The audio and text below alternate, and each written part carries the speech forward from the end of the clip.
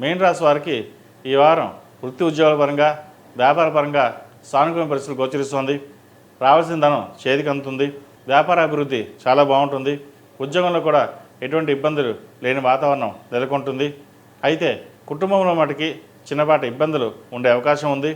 ఇటు కుటుంబ సభ్యులు కావచ్చు, సంతానం కావచ్చు, భాగస్వామి కావచ్చు, విభేదాలు వచ్చే అవకాశం గోచరిస్తుంది. వాటి విషయంలో కొంచెం జాగ్రత్తలు తీసుకోవాలి. గత 2-3 వారాల కంటే ఈ వారం రావాల్సిన బాకీలు చేతికి అందడం, రావాల్సిన ధనం చేతికి అందడం, కొత్త ప్రాజెక్టులు రావడం అవి జరుగుతుంటాయి. మొత్తం మీద గత 2-3 వారాల కంటే ఈ వారం ఫైనాన్స్ పరంగా వీరికి చాలా బాగుందని చెప్పచ్చు. అయితే ఖర్చులు కూడా అలాగే ఉంటాయి. రూపాయికి 3 రూపాయలు ఖర్చు ఉంటుంది. ఎక్కడో సేవింగ్ చేద్దాం, రూపాయి దాద్దాం అనుకుంటారు, కానీ అది దాచే పరిస్థితి గోచరించడం లేదు. అది ఏదో రూపాయినా సరే ఖర్చు అయిపోతుంది. సో ధనం విషయంలో మటుకి ఎంతవరకు సేవింగ్స్కి వెళ్తే అంత మంచిది. స్పెక్యులేషన్కి దూరంగా ఉండాలి, స్టాక్ మార్కెట్కి దూరంగా ఉండాలి. ఏదైనా ఇన్వెస్ట్మెంట్ చేయదలుచుకుంటే బంగారం మీద కావచ్చు, ల్యాండ్ మీద కావచ్చు ఇన్వెస్ట్మెంట్ చేయండి. అయితే వీటన్నిటికంటే కూడా బ్యాంక్ బ్యాలెన్స్ని జాగ్రత్తగా ఉంచుకోవడం చెప్పదగిన సూచన. ఈ రాశిలో జన్మించిన స్త్రీలకు వృత్తి ఉద్యోగాల పరంగా వ్యాపార పరంగా చాలా బాగుందని చెప్పచ్చు. మంచి అవకాశాలు కలిసి వస్తాయి.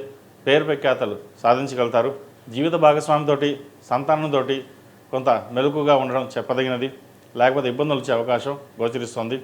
అలాగే పార్ట్నర్షిప్ చేసే వ్యాపారస్తులకు అంత అనుకూలంగా లేదు. లాభాల కంటే నష్టం ఎక్కువగా ఉండే అవకాశం గోచరిస్తుంది. ఈ వ్యాపారాన్ని ముగించేసి కొత్త వ్యాపారం ప్రారంభిద్దాం, సొంతంగానే బిజినెస్ పెట్టుకుందాం అనే యోచన చేస్తారు. అది అందరికీ కాదండి, కొంతమందికి మటుకే.